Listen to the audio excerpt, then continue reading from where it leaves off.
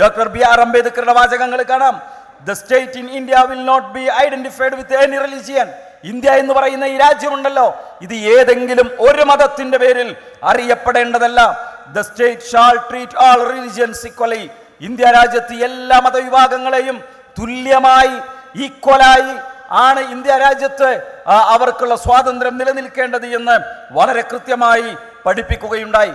അതുകൊണ്ട് തന്നെയാണ് ഭരണഘടന രൂപപ്പെട്ടു വന്നപ്പോ അതിന്റെ ആമുഖം മുതൽ പല ആർട്ടിക്കിളുകളിലൂടെയും കടന്നു പോകുമ്പോൾ ഓരോ മനുഷ്യർക്കും, ഓരോ പൗരനും വിശ്വസിക്കാനും അത് പ്രീച്ച് ചെയ്യാനും അത് പ്രചരിപ്പിക്കാനും അത് ജീവിതത്തിൽ പകർത്താനുമുള്ള സ്വാതന്ത്ര്യം വകവെച്ചു കൊടുത്തു.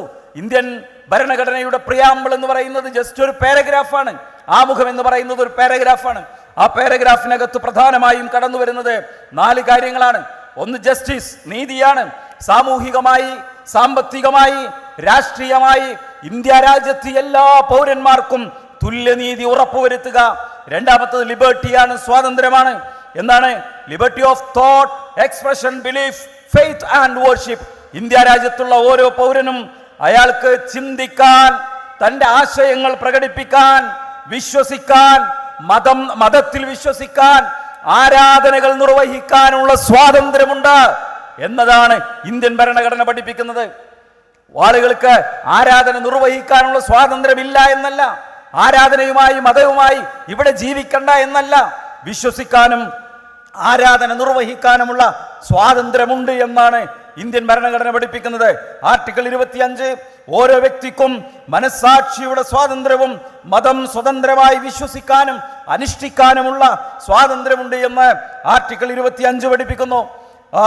ഇന്ത്യൻ ഭരണഘടനയുടെ ആർട്ടിക്കിൾ 26 മതസ്ഥാപനങ്ങൾ നടത്തിക്കൊണ്ടുപോകാൻ, സ്ഥാപിക്കാൻ, to establish and maintain institutions for religious and charitable purposes.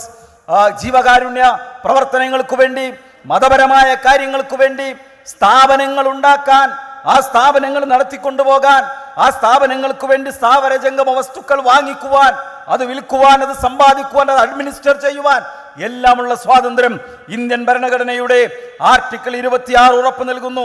Article 27 ഏതെങ്കിലും ഒരു ഇന്ത്യൻ പൗരൻ മതം വിശ്വസിക്കുന്നതിന്റെ പേരിൽ, ആരാധന നിർവഹിക്കുന്നതിന്റെ പേരിൽ അയാളുടെ മേൽ നികുതി ചുമത്താൻ പാടില്ല എന്ന് ആർട്ടിക്കിൾ 27 പറയുന്നു.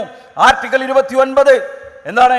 ന്യൂനപക്ഷങ്ങളുടെ സംരക്ഷണം, സാംസ്കാരികവും വിദ്യാഭ്യാസവുമായി ബന്ധപ്പെട്ട അവകാശങ്ങൾ ഇന്ത്യൻ ഭരണഘടനയുടെ 29ാമത്തെ ആർട്ടിക്കിൾ ഉറപ്പു നൽകുന്നു. നോക്കൂ, ഭരണഘടനാ നിയമനിർമ്മാണ സഭയിലും ഈ ചർച്ചകൾ വന്നിട്ടുണ്ട്. അന്നു തന്നെ വരാനിരിക്കുന്ന നാളുകളിൽ ഇവിടുത്തെ ന്യൂനപക്ഷങ്ങൾ ആക്രമിക്കപ്പെട്ടേക്കാം, അവകാശ നിഷേധങ്ങൾ ഉണ്ടായേക്കാം, അവരുടെ അവകാശങ്ങൾ ധ്വംസിക്കപ്പെട്ടേക്കാം എന്ന് ഭരണഘടനാ നിർമ്മാണ സഭയിൽ ചർച്ചയുണ്ടായിട്ടുണ്ട്. ദീർഘദൃഷ്ടിയോടെ അവർ കണ്ടിട്ടുണ്ട്.